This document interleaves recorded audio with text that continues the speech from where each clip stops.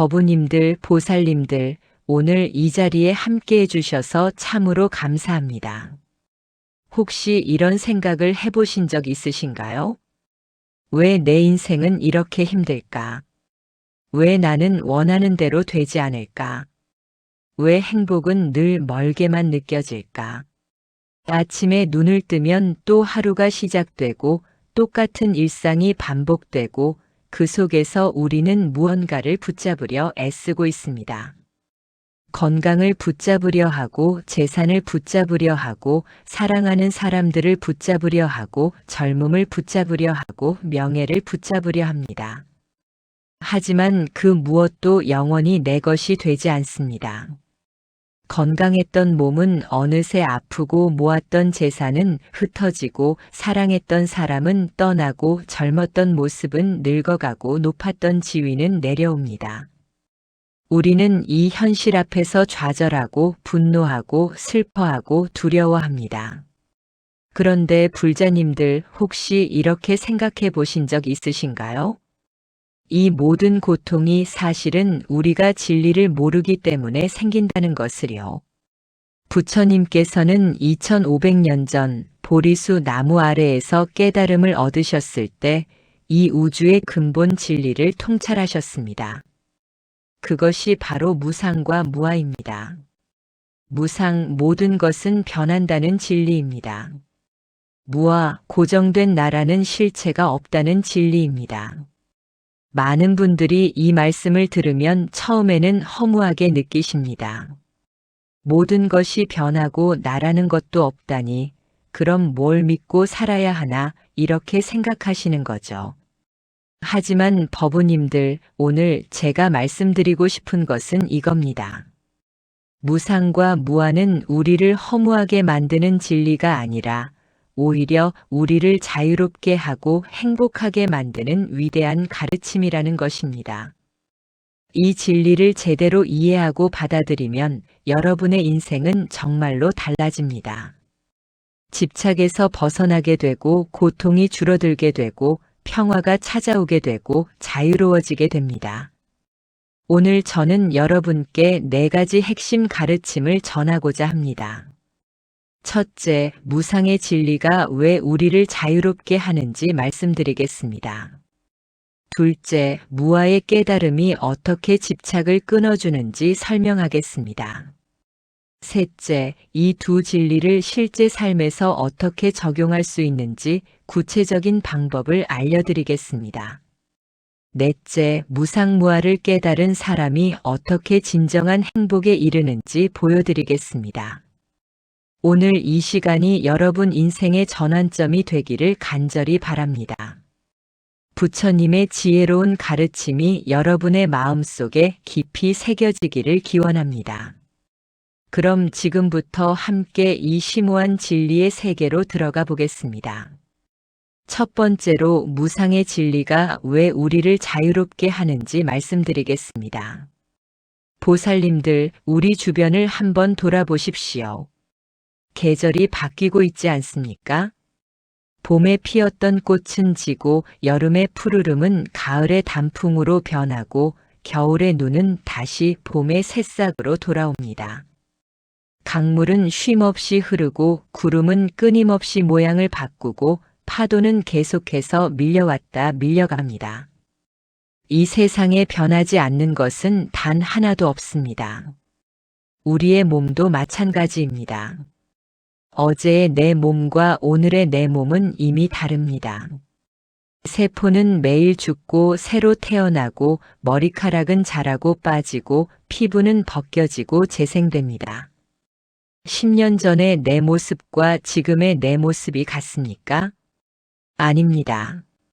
완전히 다른 사람이 되어 있습니다. 마음도 변합니다. 아침에 행복했다가 저녁에 슬프고 어제 좋아했던 것을 오늘은 싫어하고 작년에 중요하다고 생각했던 것이 올해는 별것 아니게 느껴집니다. 감정도 생각도 욕망도 모두 끊임없이 변합니다. 금강경에 이런 구절이 있습니다. 일체의 위법 여몽환포영 여로역여전 응작여시관. 모든 만들어진 것은 꿈과 같고 환상과 같고 물거품과 같고 그림자와 같으며 이슬과 같고 번개와 같으니 마땅히 이와 같이 관찰해야 한다는 말씀입니다. 부처님께서는 이 세상 모든 것이 실체가 없고 변화무쌍하다는 것을 이렇게 6가지 비유로 설명하셨습니다.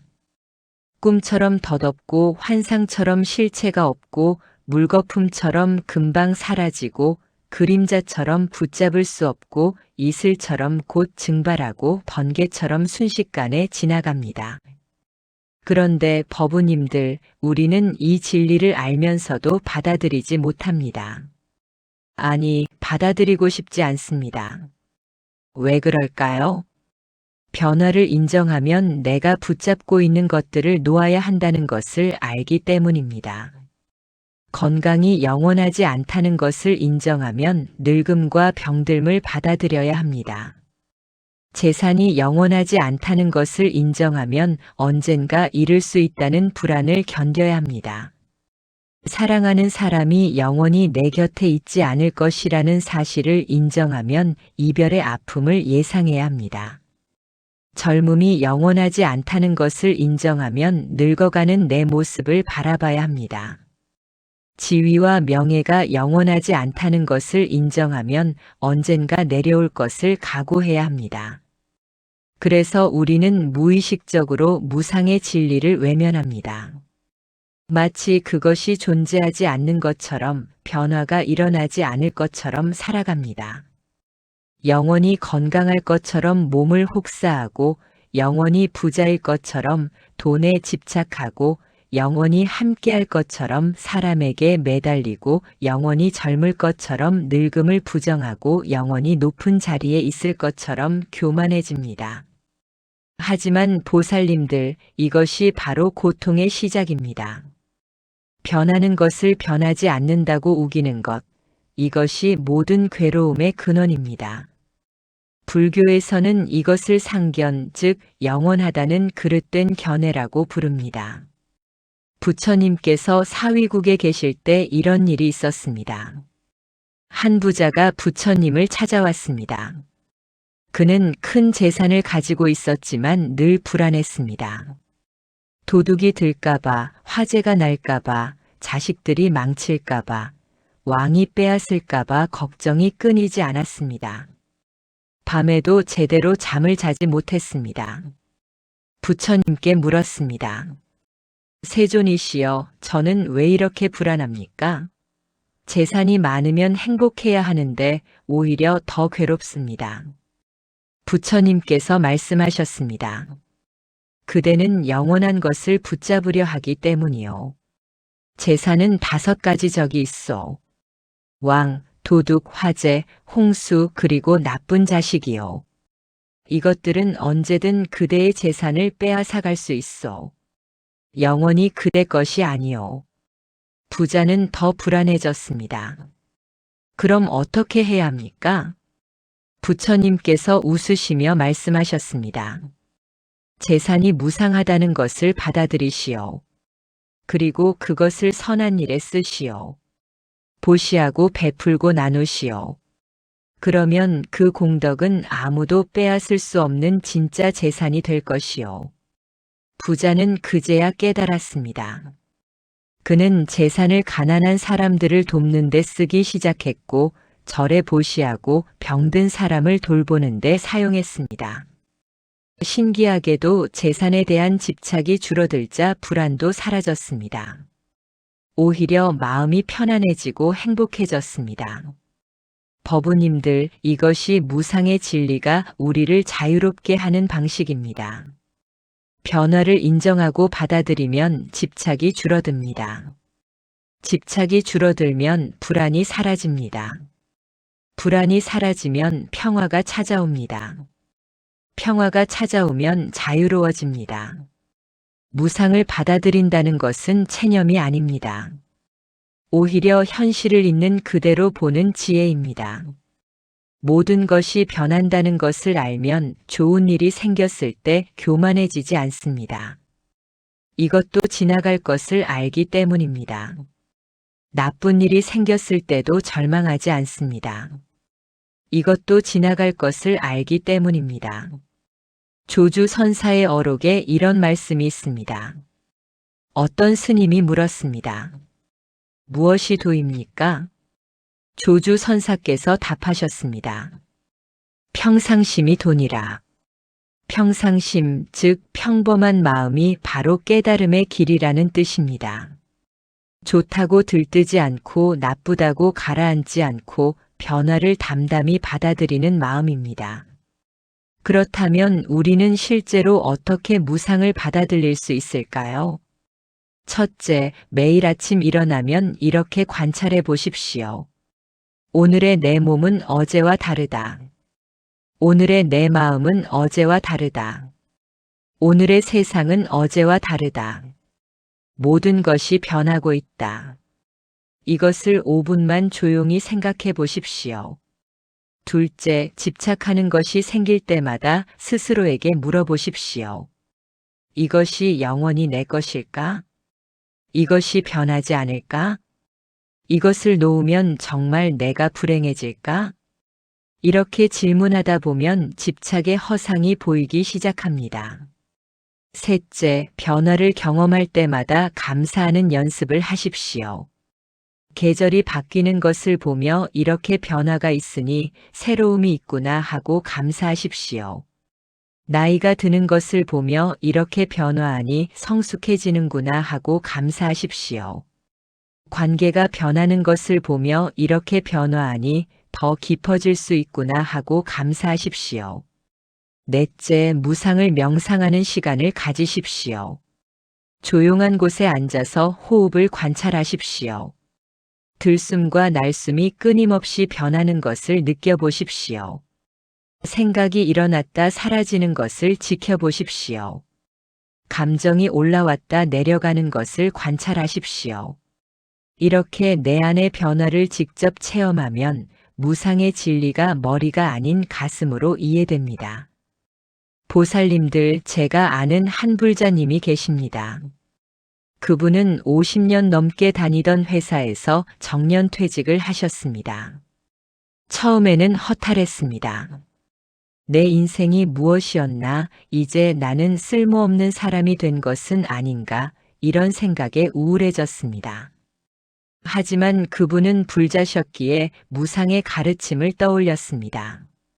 직장에서의 지위도 변하는 것이고 사회적 역할도 변하는 것이며 이것이 당연한 흐름이라는 것을 받아들이기로 했습니다. 그리고 이렇게 생각했습니다. 변했다는 것은 새로운 시작이 가능하다는 뜻이구나. 그분은 퇴직 후 지역복지관에서 봉사를 시작했습니다. 어르신들을 돌보고 이야기를 들어주고 함께 웃고 우는 시간을 보냈습니다. 그러자 새로운 행복을 발견했습니다. 회사에서 일할 때보다 더 보람되고 의미 있는 삶이었습니다. 그분이 저에게 말씀하셨습니다. 스님, 무상을 받아들이니 오히려 자유로워졌습니다. 예전에는 내 지위를 지키려고 애쓰느라 긴장하고 불안했는데 이제는 그냥 오늘을 살면 되니까 편안합니다. 이것이 바로 무상의 진리가 주는 자유입니다. 변화를 두려워하지 않게 되고 집착에서 벗어나게 되고 현재를 온전히 살 수 있게 됩니다. 두 번째로 무아의 깨달음이 어떻게 집착을 끊어주는지 말씀드리겠습니다. 불자님들, 이번에는 더 깊은 진리로 들어가 보겠습니다. 무상이 모든 것이 변한다는 가르침이라면 무아는 고정된 나라는 실체가 없다는 가르침입니다. 이 말을 처음 들으면 대부분 이렇게 반응합니다. 무슨 소리입니까? 내가 여기 있는데 나라는 것이 없다니요? 당연한 반응입니다. 우리는 태어날 때부터 나라는 감각과 함께 살아왔습니다. 내 몸, 내 마음, 내 생각, 내 감정, 내 것, 내 사람, 이렇게 모든 것을 나를 중심으로 인식합니다. 하지만 부처님께서는 이렇게 물으십니다. 그 나라는 것이 정확히 무엇입니까? 몸이 나입니까? 그렇다면 손톱을 깎으면 나의 일부가 사라지는 것입니까? 머리카락을 자르면 나의 일부가 없어지는 것입니까? 장기를 이식하면 나는 다른 사람이 되는 것입니까? 몸의 세포는 끊임없이 죽고 새로 생기는데 그럼 나는 매일 죽고 다시 태어나는 것입니까? 그렇다면 마음이 나입니까? 어떤 마음입니까? 기쁜 마음입니까? 슬픈 마음입니까? 화난 마음입니까? 마음은 순간순간 변하는데 어떤 것이 진짜 나입니까? 어제의 마음과 오늘의 마음이 다른데 어제의 나와 오늘의 나는 같은 사람입니까? 다른 사람입니까? 생각이 나입니까? 생각은 계속 변합니다. 아침에 했던 생각과 저녁에 하는 생각이 정반대일 때도 있습니다. 어떤 생각이 진짜 나입니까? 감정이 나입니까? 감정은 더욱 변덕스럽습니다. 기쁘다가 슬프고 사랑하다가 미워하고 평화롭다가 불안해집니다. 어떤 감정이 나입니까? 기억이 나입니까? 기억은 불완전하고 왜곡되기도 합니다. 같은 사건을 두 사람이 전혀 다르게 기억하지 않습니까? 그럼 어떤 기억이 진짜 나를 만드는 것입니까? 이렇게 하나하나 따져보면 우리가 나라고 부르는 것은 실체가 없고 고정되어 있지 않다는 것을 알 수 있습니다. 나는 몸과 마음과 생각과 감정과 기억과 환경과 관계들이 모여서 일시적으로 만들어낸 현상일 뿐입니다. 마치 강물처럼 매 순간 다른 물이 흐르면서도 우리는 그것을 한강이라고 부르는 것과 같습니다. 강물의 실체는 없습니다. 그저 끊임없이 흐르는 물의 흐름일 뿐입니다. 나도 마찬가지입니다. 고정된 실체가 없고 끊임없이 변화하는 흐름일 뿐입니다. 이것을 불교에서는 연기법이라고 합니다. 모든 것은 원인과 조건이 모여서 생겨나고 원인과 조건이 흩어지면 사라진다는 가르침입니다. 법구경에 이런 구절이 있습니다. 모든 법은 무아이니 지혜로 이것을 보면 괴로움에서 벗어나리라. 이것이 청정에 이르는 길이니라. 무아를 깨닫는 것이 바로 고통에서 해방되는 길이라는 말씀입니다. 그런데 법우님들, 왜 무아를 깨닫는 것이 고통에서 벗어나게 할까요? 이유는 간단합니다. 우리의 모든 고통은 나에 대한 집착에서 비롯되기 때문입니다. 내가 중요하다고 생각하니까 내가 무시당하면 화가 납니다. 내가 특별하다고 생각하니까 남이 나보다 잘 되면 질투가 납니다. 내가 옳다고 생각하니까 남이 다른 의견을 말하면 불쾌합니다. 내 것이라고 생각하니까 그것을 잃을까 봐 두렵습니다. 내가 영원해야 한다고 생각하니까 늙고 병들고 죽는 것이 무섭습니다. 모든 괴로움의 뿌리는 나, 내 것, 나를 위하여라는 생각입니다. 이것을 불교에서는 아집, 즉 나에 대한 집착이라고 부릅니다. 부처님께서 왕사성에 계실 때 이런 일이 있었습니다. 한 귀족 청년이 부처님을 찾아왔습니다. 그는 잘생기고 부유하고 똑똑했지만 늘 불행했습니다. 자기보다 잘생긴 사람을 보면 열등감을 느꼈고 자기보다 부자를 보면 초라해졌고 자기보다 똑똑한 사람을 보면 질투가 났습니다. 부처님께 물었습니다. 세존이시여, 저는 왜 이렇게 힘듭니까? 남들보다 많은 것을 가졌는데 행복하지 않습니다. 부처님께서 물으셨습니다. 그대는 누구요? 청년이 대답했습니다. 저는 아무개 집안의 아들이고 이러저러한 재산이 있고 이런 학식이 있습니다. 부처님께서 다시 물으셨습니다. 그것이 그대요? 그 집안의 이름이 그대요? 그 재산이 그대요? 그 학식이 그대요? 청년은 혼란스러워졌습니다. 부처님께서 말씀하셨습니다. 그대는 그대가 누구인지 모르면서 나를 위해 살고 있어. 그대가 집착하는 나는 이름, 재산, 학식, 외모 같은 것들의 조합일 뿐이요. 그런데 그것들은 모두 변하고 사라질 것들이요. 변하고 사라질 것에 집착하니 괴롭지 않겠소? 청년이 물었습니다. 그럼 저는 어떻게 해야 합니까? 부처님께서 말씀하셨습니다. 먼저 나라는 생각을 내려놓으시오. 그대가 생각하는 나는 실체가 없어. 그대는 우주의 모든 것과 연결되어 있고 끊임없이 변하는 과정 속에 있을 뿐이요. 이것을 깨닫고 나에 대한 집착을 내려놓으면 비교하는 마음도 질투하는 마음도 열등감도 사라질 것이요. 청년은 깊이 생각했습니다. 그리고 수행에 정진했습니다. 서서히 나라는 견고한 성이 무너지기 시작했습니다. 내가 특별해야 한다는 생각, 내가 남보다 나아야 한다는 생각, 내가 인정받아야 한다는 생각들이 하나씩 떨어져 나갔습니다. 그러자 신기하게도 마음이 편안해졌습니다. 더 이상 남과 비교할 필요가 없었습니다. 나를 증명할 필요가 없었습니다. 나를 보호할 필요가 없었습니다. 그냥 있는 그대로 존재하면 되었습니다. 그는 후에 부처님의 제자가 되었고 많은 사람들에게 무아의 가르침을 전했습니다. 보살님들, 무아를 깨닫는다는 것은 내가 사라진다는 뜻이 아닙니다. 오히려 거짓된 나의 껍질이 벗겨지고 본래의 자유로운 존재로 돌아간다는 뜻입니다. 고정된 나가 없다는 것은 역설적으로 우리가 어떤 사람도 될 수 있다는 뜻입니다. 어제의 내가 화를 잘 내는 사람이었다고 해서 오늘의 내가 그래야 할 이유는 없습니다.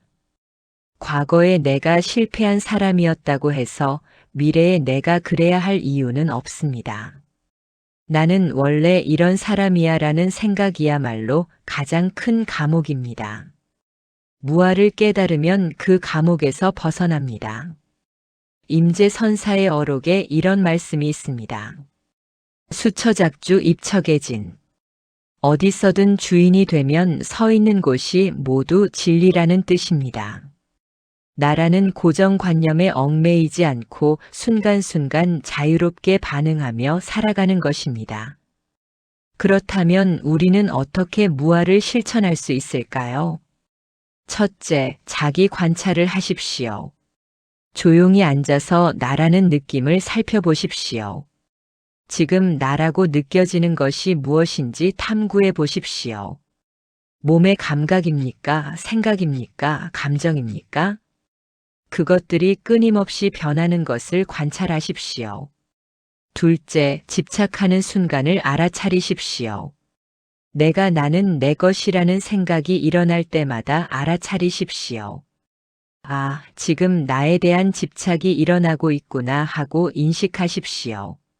알아차리는 것만으로도 집착의 힘이 약해집니다.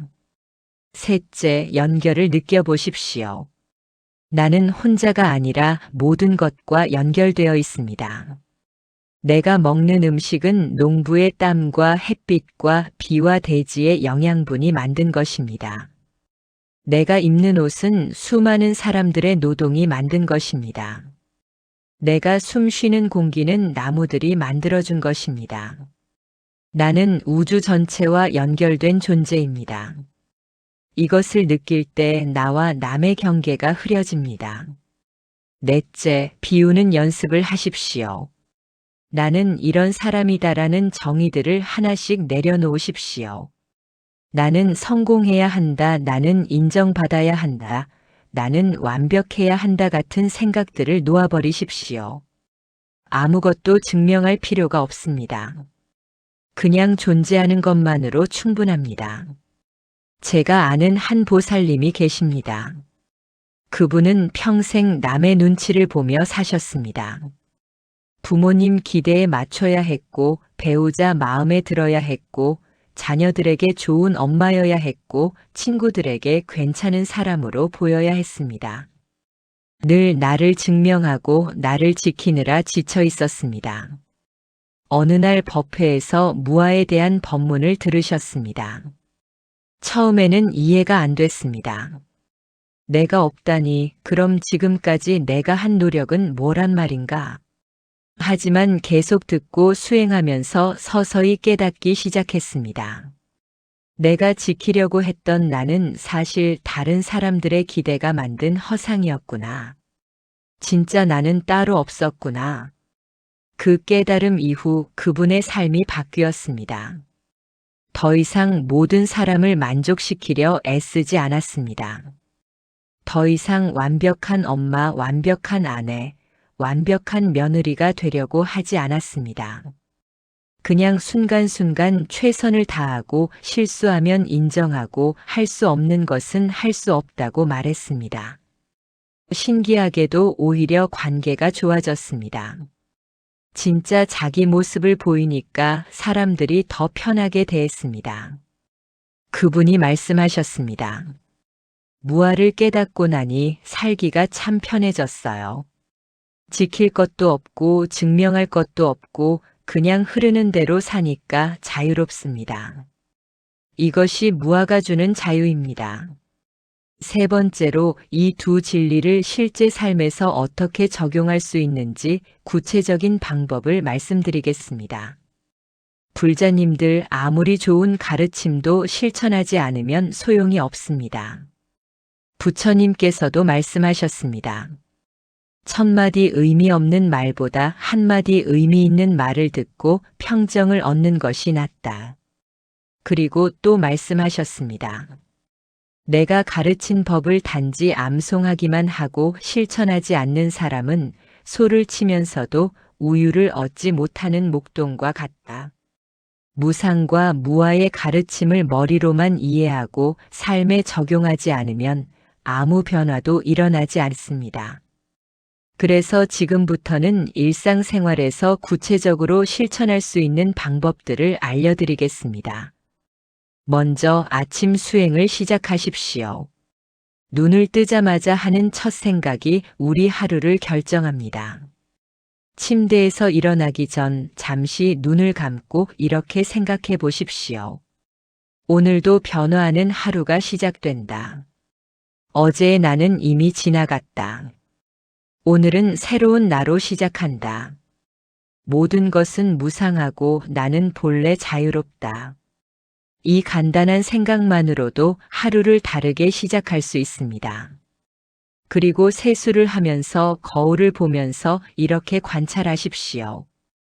이 얼굴도 변하고 있다. 어제와 다르고 작년과 다르고 10년 전과 다르다. 변하는 것이 자연스럽다. 아침 식사를 하면서는 연기관을 수행하십시오. 밥 한 술을 입에 넣기 전에 잠시 멈춰서 생각하십시오. 이 밥은 어디서 왔을까? 농부의 땀, 햇빛, 물, 흙, 씨앗, 수많은 인연이 모여 이 한 그릇이 되었구나. 나는 이 모든 것과 연결되어 있구나. 이것이 바로 무아의 실천입니다. 나 혼자 있는 것이 아니라 우주 만물과 연결되어 있다는 것을 느끼는 것입니다. 출근길에도 수행할 수 있습니다.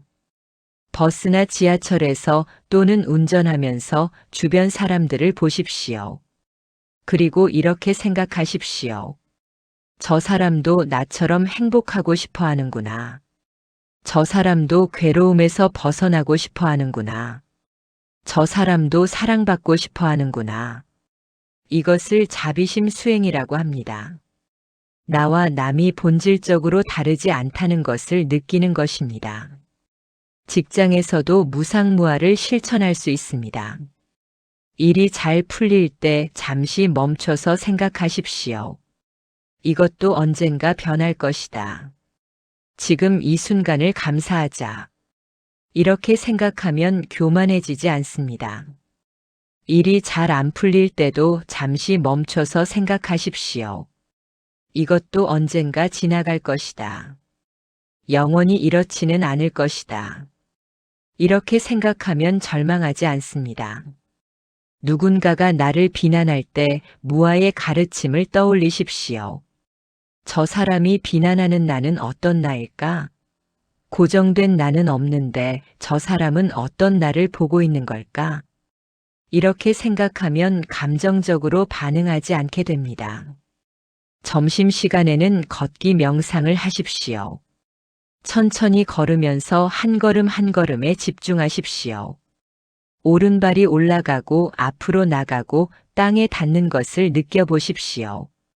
왼발이 올라가고 앞으로 나가고 땅에 닿는 것을 느껴보십시오. 이렇게 현재 순간에 깨어있는 것이 무상을 체험하는 것입니다. 매 순간이 새로운 순간이고 과거는 이미 지나갔고 미래는 아직 오지 않았다는 것을 몸으로 느끼는 것입니다. 퇴근 후 저녁 시간에는 하루를 돌아보는 수행을 하십시오. 조용히 앉아서 오늘 하루를 떠올려 보십시오.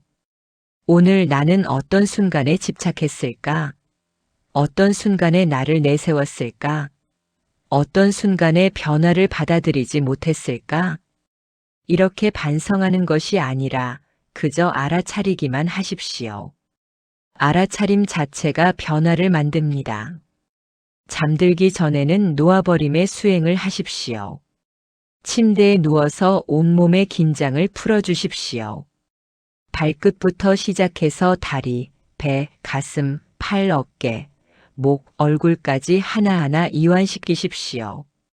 그리고 이렇게 생각하십시오. 오늘 하루도 지나갔다. 오늘의 기쁨도, 오늘의 슬픔도, 오늘의 성공도, 오늘의 실패도 모두 놓아버린다. 내일은 또 새로운 날이다. 이것이 무상의 실천입니다. 대념처경에 이런 가르침이 있습니다.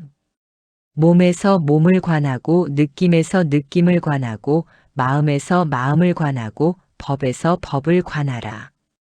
이것이 사념처, 즉 네 가지 마음 챙김입니다. 우리의 몸, 느낌, 마음, 그리고 모든 현상을 있는 그대로 관찰하라는 가르침입니다.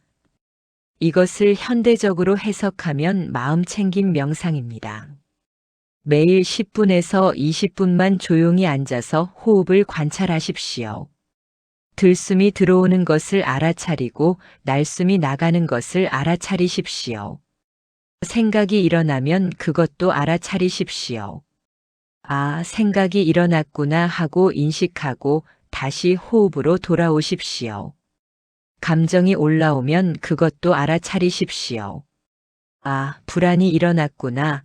아, 기쁨이 일어났구나 하고 인식하십시오. 판단하지 말고 그저 관찰만 하십시오. 이렇게 매일 수행하면 서서히 변화가 일어납니다.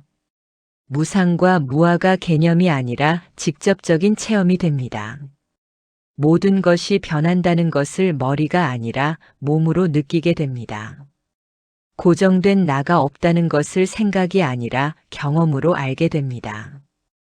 또 하나 중요한 실천 방법은 보시입니다. 보시는 단순히 물질을 나누는 것이 아닙니다. 무아를 실천하는 가장 직접적인 방법입니다. 내 것이라는 집착을 내려놓는 훈련입니다. 돈을 보시할 때 이렇게 생각하십시오. 이 돈은 원래 내 것이 아니었다. 여러 인연으로 잠시 내 손에 있었을 뿐이다. 이제 다른 곳으로 흘러가는 것이다. 시간을 보시할 때도 마찬가지입니다. 봉사를 할 때 내가 시간을 희생한다고 생각하지 마십시오. 시간도 본래 내 것이 아니다. 모두가 공유하는 흐름일 뿐이다라고 생각하십시오. 지혜를 보시할 때도 그렇습니다. 누군가에게 좋은 말을 해줄 때 내가 가르쳐 준다고 생각하지 마십시오. 진리는 원래 모든 사람의 것이다. 나는 그저 전달할 뿐이다라고 생각하십시오. 무해시, 즉 두려움 없음을 주는 것도 중요한 보시입니다. 누군가가 두려워할 때 함께 있어주고 불안해할 때 위로해주고 외로워할 때 친구가 되어주는 것입니다. 이것이 가장 큰 보시입니다. 제가 아는 한버부님이 계십니다. 그분은 매주 요양원에 가서 어르신들과 시간을 보냅니다. 처음에는 내가 봉사를 한다는 생각으로 갔습니다. 하지만 갈 때마다 깨달았습니다. 내가 주는 것보다 받는 것이 더 많구나. 어르신들의 지혜로운 이야기를 들으며 삶을 배웠습니다.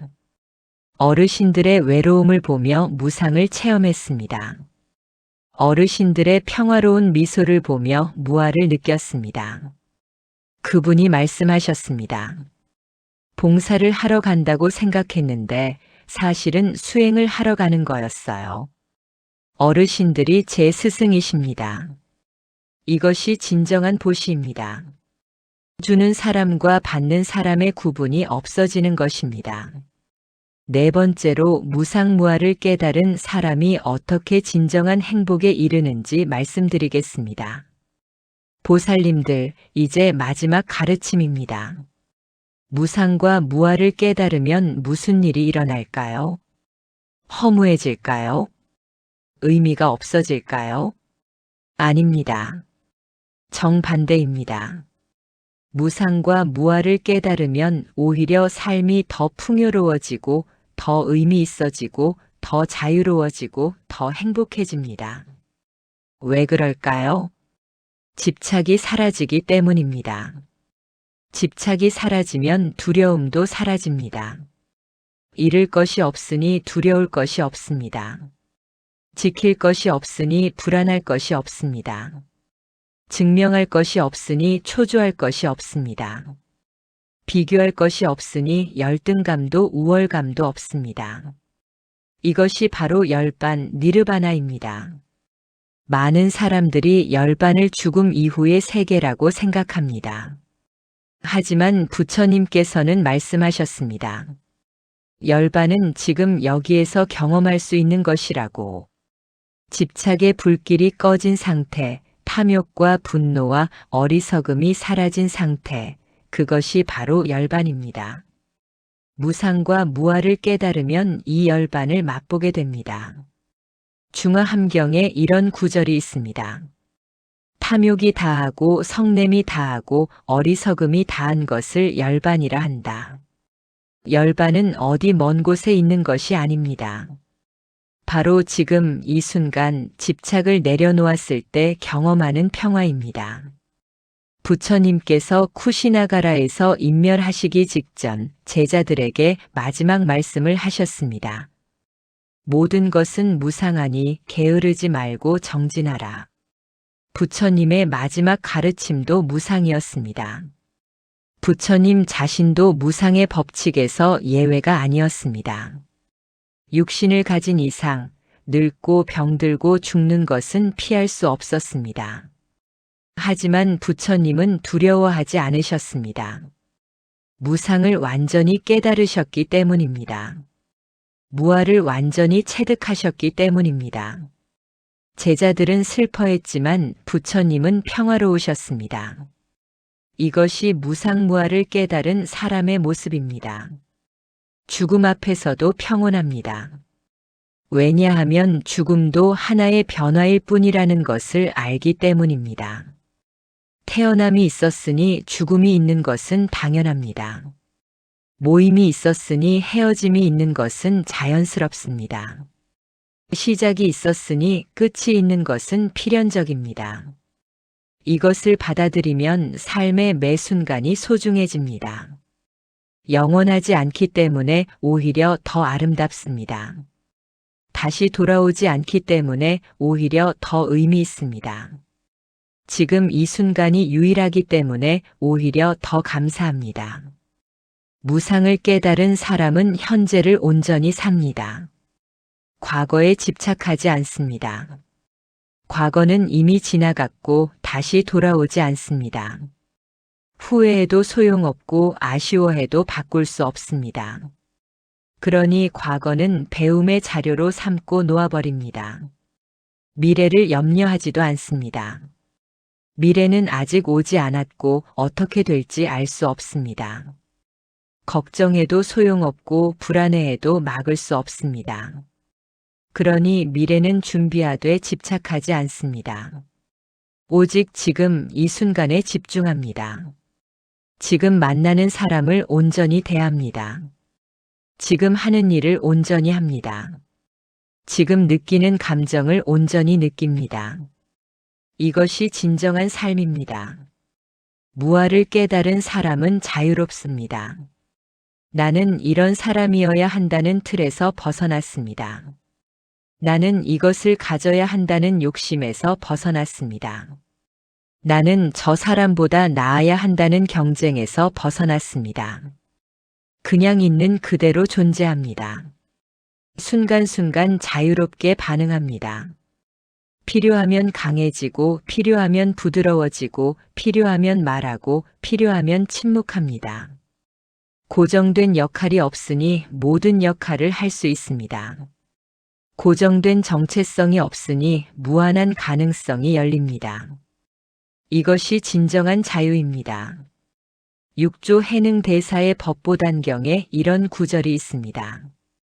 보리본무수 명경역비대 본래 무일물 하처야지네.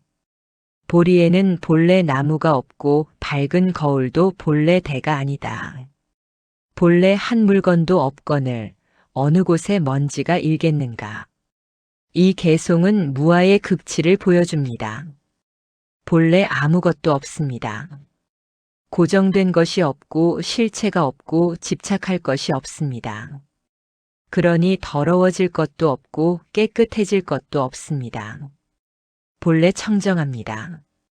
이것을 깨달으면 더 이상 애쓸 필요가 없습니다. 나를 좋게 만들려고 애쓸 필요가 없습니다. 나를 지키려고 애쓸 필요가 없습니다. 나를 증명하려고 애쓸 필요가 없습니다. 본래 완전하기 때문입니다. 본래 자유롭기 때문입니다. 본래 행복하기 때문입니다. 다만 우리가 그것을 잊고 있었을 뿐입니다. 집착의 구름이 가려서 보지 못했을 뿐입니다. 무상과 무아를 깨달으면 그 구름이 걷힙니다. 그리고 본래의 맑은 하늘이 드러납니다. 그 하늘이 바로 우리의 본성입니다. 불성, 부처의 성품입니다. 모든 사람이 본래 부처입니다. 다만 깨닫지 못하고 있을 뿐입니다. 제가 아는 한거사님이 계십니다. 그분은 평생 사업을 하셨습니다. 성공도 하고 실패도 했습니다. 돈도 많이 벌고 많이 잃었습니다. 70평생 동안 롤러코스터 같은 인생을 사셨습니다. 환갑이 넘어서 불교를 만나셨습니다. 처음에는 복을 빌기 위해 절에 다니셨습니다. 사업이 잘 되게 해달라고, 가족이 건강하게 해달라고 기도했습니다. 그런데 어느 날 한 스님의 법문을 듣고 충격을 받으셨습니다. 부처님은 소원을 들어주는 분이 아니라 진리를 가르쳐 주시는 분입니다. 그날부터 그분의 불교 공부가 시작되었습니다. 무상과 무아에 대해 배우고 명상을 시작하고 경전을 읽었습니다. 처음에는 이해가 안 됐습니다. 평생 나를 위해 살았는데 나가 없다니요. 평생 무언가를 붙잡으려 애썼는데 모든 것이 변한다니요. 하지만 계속 수행하면서 서서히 깨달아갔습니다. 그분이 말씀하셨습니다. 스님, 인생을 다시 시작하는 기분입니다. 70평생 꿈을 꾸다가 이제야 깨어난 것 같습니다. 예전에는 성공하면 기뻐하고 실패하면 절망했는데 이제는 성공도 실패도 그저 지나가는 현상일 뿐이라는 것을 압니다. 예전에는 내가 대단한 사람이 되려고 애썼는데 이제는 대단해질 필요도 없고 대단하지 않아도 괜찮다는 것을 압니다. 그냥 이렇게 있는 것만으로도 감사하고 행복합니다. 그분은 이제 재산의 대부분을 사회에 환원하셨습니다. 어려운 학생들을 돕고 불우이웃을 돕고 절에도 보시하십니다. 어차피 내 것이 아니었던 것을 본래 주인에게 돌려주는 것뿐입니다. 라고 말씀하십니다. 그분의 얼굴은 언제나 평화롭습니다. 이른이 넘었지만 아이처럼 맑은 미소를 짓습니다. 이것이 무상무아를 깨달은 사람의 모습입니다. 법우님들, 오늘 제가 전한 4가지 가르침을 정리해 보겠습니다. 첫째, 무상의 진리는 우리를 자유롭게 합니다. 모든 것이 변한다는 것을 받아들이면 집착에서 벗어나고 불안에서 벗어나고 두려움에서 벗어납니다. 둘째, 무아의 깨달음은 집착을 끊어줍니다. 고정된 나가 없다는 것을 깨달으면 나를 지키려는 애씀에서 벗어나고 나를 증명하려는 고통에서 벗어나고 나를 비교하는 괴로움에서 벗어납니다. 셋째, 이 진리들을 실제 삶에 적용하는 구체적인 방법이 있습니다. 아침 수행, 마음 챙김, 걷기 명상, 자비심 수행, 보시 등 일상 속에서 실천할 수 있는 방법들이 많습니다. 넷째, 무상무아를 깨달으면 진정한 행복에 이릅니다. 집착이 사라지고 자유로워지고 현재를 온전히 살게 되고 본래의 평화를 되찾게 됩니다. 보살님들, 오늘 이 가르침을 듣는 것으로 끝나지 않기를 바랍니다. 오늘부터 실천해 보십시오. 작은 것부터 시작하십시오. 아침에 눈 뜨면 무상을 떠올려 보십시오. 식사할 때 연기를 관찰해 보십시오. 화가 날 때 무아를 생각해 보십시오. 자기 전에 오늘을 놓아버려 보십시오. 이렇게 조금씩 실천하다 보면 어느새 삶이 변화하기 시작합니다. 부처님께서 말씀하셨습니다. 그대 자신이 등불이 되고 그대 자신이 의지처가 되라. 다른 누구도 여러분을 구원할 수 없습니다.